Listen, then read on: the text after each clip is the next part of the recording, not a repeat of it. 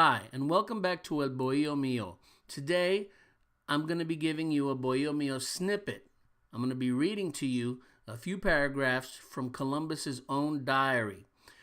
Of note is that he talks about converting them to Christianity, about what good servants they would be, and he talks at the end about finding gold. Here we go. He says, in order that they would be friendly to us, because I recognized that they were people who would be better freed from error and converted to our holy faith by love than by force, to some of them I gave red caps and glass beads, to which they put on their chests, and many other things of small value, in which they took so much pleasure, and became so much our friends that it was a marvel.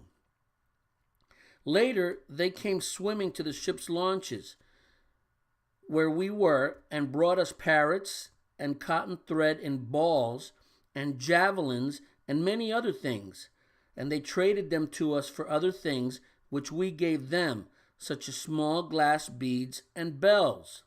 In sum, they took everything and gave of what they had very willingly. But it seemed to me that they were a poor people in everything. All of them go around as naked as their mothers bore them, and the women also, although I did not see more than one quite young girl. And all those that I saw were young people, for none did I see more than 30 years of age. They are very well formed, with handsome bodies and good faces. Their hair is coarse, almost like the tail of a horse, and short. They wear their hair down over their eyebrows, except for a little in the back, which they wear long and never cut. Some of them paint themselves with black, and they are of the color of the Canarians, neither black nor white, and some of them paint themselves with white, and some of them with red, and some of them with whatever they find. And some of them paint their faces, and some of them the whole body, and some of them only their eyes, and some of them only the nose. They do not carry arms, nor are they acquainted with them, because I showed them swords, and they took them by the edge, and through ignorance cut themselves. They have no iron.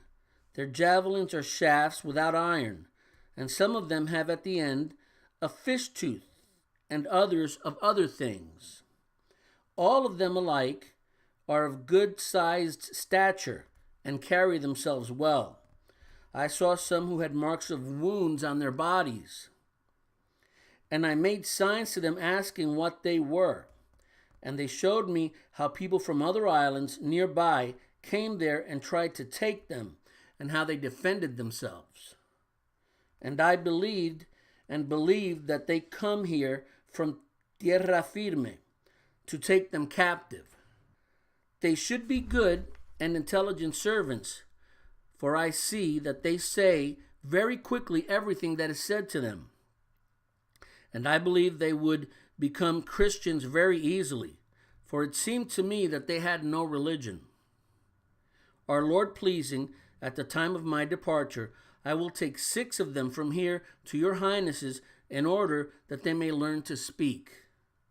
No animal of any kind did I see on this island except for parrots. Now we go down a couple of paragraphs. All alike have very straight legs and no belly, but are very well formed.